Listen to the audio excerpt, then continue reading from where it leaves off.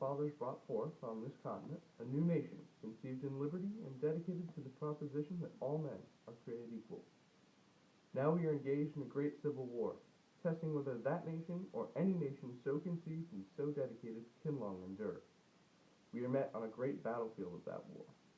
We have come to dedicate a portion of that field as a final resting place for those who here gave their lives that that nation might live.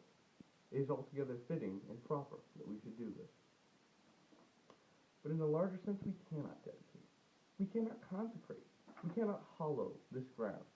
The brave men, living and dead, who struggled here have consecrated it, far above our poor power, to add or detract.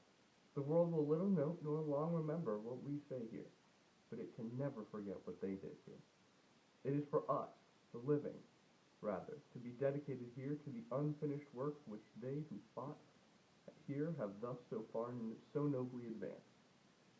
It is rather for us to be here dedicated to the great task remaining before us, that from these honored dead we take increased devotion to that cause for which they here gave the last full measure of their devotion, that we here highly resolve that these dead shall not have died in vain, that this nation, under God, shall have a new birth of freedom, and that the government of the people, by the people, for the people, shall not perish from the earth.